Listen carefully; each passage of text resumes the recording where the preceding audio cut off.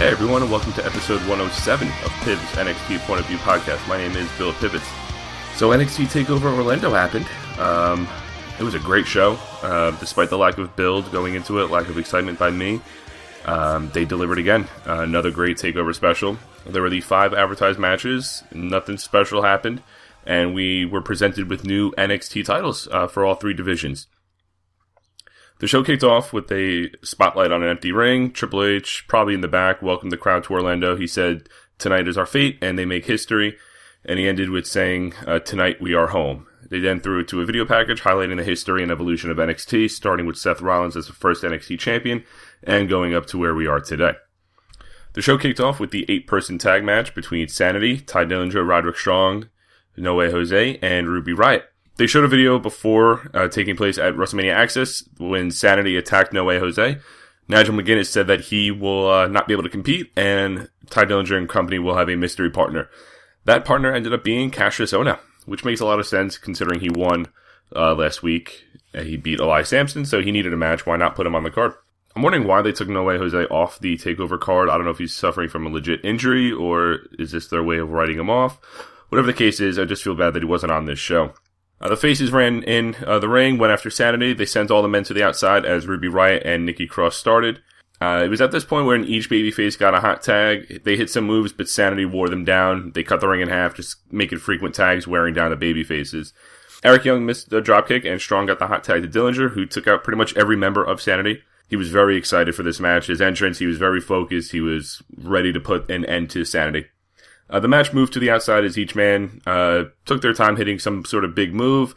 Tye Dillinger hit Killian Dane with a super kick and got a near fall. Dillinger lifted Dane up for the tiebreaker, but Alexander Wolf came in, connected with a big boot before Dane planted him with the sit-out slam to get the win. Surprising finish. I was hoping that the babyfaces would come out victorious here, but considering Sanity is this new heel faction, they're going to want to give them all the momentum and heel heat they can. Overall, the match was actually pretty good. I think the right amount of time was spent. It didn't go too long, and it had good structure, good storytelling. Babyfaces got enough offense in to just give themselves a chance against this dominant faction Insanity. Ruby Riott didn't do a whole lot. They really didn't focus on the women a lot. They were kind of just there to brawl, because Nikki Cross jumped on, I think it was Dillinger's back, and then Ruby Riott countered that by jumping on Killian Dane's back. So they were just offsetting each other.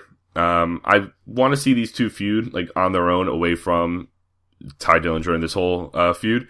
Again, I just wonder why they took out Jose instead of maybe Roderick Strong or whatever the case is.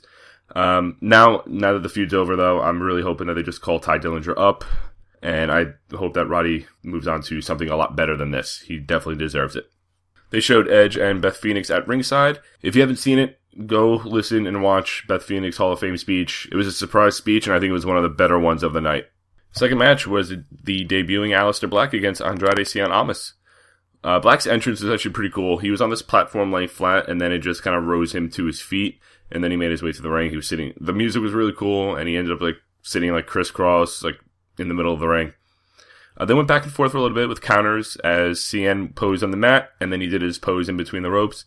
Aleister feigned a dive to the outside, and he sat again crisscross in the ring. Nigel McGuinness built that up as well, saying it's hard to change your flight mid-air, and that's exactly what he did. Cien slapped Black in the corner, and then a dropkick from the top for a near fall. Aleister caught Almas and landed a bunch of kicks and strikes. He landed a moonsault from the second rope to the outside. Almas ducked and connected with his own forearm strikes and an armbar over the top rope. He missed his double knees in the corner, and they landed simultaneous kicks, both men out on the mat. Cien came back with his double knees. Aleister Black countered the hammerlock DDT, but Almas landed a snap German suplex. After 2 big boots, Aleister hit a spinning kick, which they called Black Mass, and got his win. Pretty good match. I wasn't really expecting much out of this one, at least negative-wise. I was expecting a good match between these two, as Andrade Cien Almas tends to have in these spots. I think it went on a little longer. I understand not wanting to squash out Andrade, but there was just a couple moments in the match where it just kind of came to a standstill, and nothing was really going on. I think if Aleister was a little more fast-paced in his actions, maybe that's not his character, I get that, but just a little more boom, boom, boom, hit some moves, it would have been, I think, a more exciting match. He looked good, though, and the crowd was chanting something at the end. They were more focused on something else going in the stands than the match, which kind of took away the finish. But overall, good debut for Aleister Black, and looking forward to seeing him on NXT in the coming weeks. We then get a video package building up for the match of the night, the tag title match. God damn, this is the match of the year, no question. If you thought that the Revival and DIY had some really good matches last year, this match takes the cake. William Regal was out. He introduced the new tag team titles, and they looked a lot better than the tag titles. I did like the Giant X that they had in most of the titles, but these just look a lot cleaner, a lot sleeker. The design's pretty cool, too. All three teams were in the ring. DIY and the Revival stared at each other before turning side by side and faced Authors of Pain. DIY pulled out a table. Things settled down, and one member from each team was on the apron. I'm pretty sure the Revival were on the apron as Ciampa and Rezar went at it. Ciampa took him out. He went to tag one of the members of the Revival, but they backed away. Smart move by them. It is an elimination match, and you can't be eliminated if you're not in the match. Akam distracted the ref as the Revival took out, I think it was Rezar, and put Ciampa on top of him for the pin, but he got a 2 count. These guys are geniuses. Even if they're going to not be in the match, they're going to try to eliminate the Authors of Pain. 1, they're the bigger team. 2, they're the tag team champions, so why not get him out of there? A little while later, DIY did the same thing to Dawson. Smart. They played up the history between these two teams and them not being able to trust each other throughout the whole match. The match was already amazing at this point, and they just had so much left to do. AOP used Gargano as a battering ram against Ciampa and then tossed him into Dash Wilder on the outside. Ciampa went for a sunset bomb to put Rezar through the table they set up. Gargano came over to help him, but he was still holding on. The Revival ran in, knocked him off the ropes, and he went crashing through the table. Dawson then locked Akam in a submission. Gargano ran in to break it up, but he stopped and then locked in a crossface. After a little bit, Rezar covered and he shoved Dash and Ciampa into Dawson to break the hold. This was maybe 8 or 10 minutes into the match and still no team has been eliminated. Might be longer. I wasn't really keeping track. I think it was Rezar who was kneeling in the middle of the ring with Dawson and Gargano standing up. The crowd was pumping it up. They looked at each other and they connected with DIY's finisher. Not much later, Ciampa and Dash Wilder hit Akam with the Shatter Machine, and the crowd was going crazy at this point. Just them working together, working their forces together, trying to take out the Authors of Pain. Crowd was losing it. It was awesome. Gargano and Dash took out Authors of Pain with double dives. Dawson then superplexed Ciampa onto the outside, laying out everyone. At this point, Authors of Pain recovered. They threw Ciampa into the ring, and they eliminated DIY with the last chapter. The crowd was up in arms. They were chanting bullshit. They were chanting "Don't leave" to DIY as they were walking up the ramp. On my prediction show, I thought this was going to happen, getting rid of DIY first, but it wouldn't make sense because then you're left with 2 heels and the crowd has nothing to cheer for, and that's exactly what happened here. Revival to get a near fall after a missile dropkick German suplex combo. After this, AOP recovered. They hit the double power bombs and they won with the Super Collider a few minutes later. The first part of the match was amazing. The double teams and the alliances between the Revival and DIY trying to take out the champs. It was awesome. The counters, the double team spots, the using each other's finishers. They just built up that history and the crowd was eating it up. Again, pairing up for each other's finishers, I loved it. I kept using the word awesome in my description of the match when typing up my review, and that's all I could say. There was nothing else more that I could describe this match as. It was purely awesome, amazing, whatever word you want to use. I did predict AOP to win, but I thought the Revival would lose first, giving up the underdog spot to DIY, getting the fans behind them. But overall, DIY played their spot as the babyfaces. You had Authors of Pain as the badass muscle heels, and then the Revival as like the old school sneaky heels, and everyone played their part perfectly. We then got a package for the women's title match. William Regal was out again. He introduced the new women's title. And after the videos that have surfaced recently, they definitely must be happy. At first, I didn't really like the title. It was like a gold belt with a giant silver X in the middle. But comparing it to the previous title, it's definitely a lot sleeker, a lot more professional than that circle, pink, whatever they had. We had dueling chants for each woman at the beginning. They went back and forth early, really neither woman giving an edge to the other. They had a standoff after 2 shoulder blocks. They went for a third, but Asuka quickly turned around and hit the hip attack. Ember recovered, but she received another one off the apron, and then a third one against the ropes. So Asuka was in pretty much full control at this point. Ember shook off Asuka. She landed some forearm smashes, which tend to be the signature move of all NXT competitors, these forearm and elbow smashes. Ember hit a jumping crossbody to the outside. Asuka wore down Ember for a few minutes with a modified Asuka lock. Ember fell backwards, giving her a release from the hold. Ember dodged another hip attack, and she landed a super kick as Asuka was tangled up in the ropes. Ember then began her comeback. Asuka blocked a dive from Ember, who was perched up on the second rope. Asuka went from behind and then German suplexed her from there. Ember went for the Eclipse a couple different times, but she never really got it off. Asuka threw the ref into the ropes at the finish and then hit a spin kick to get the win.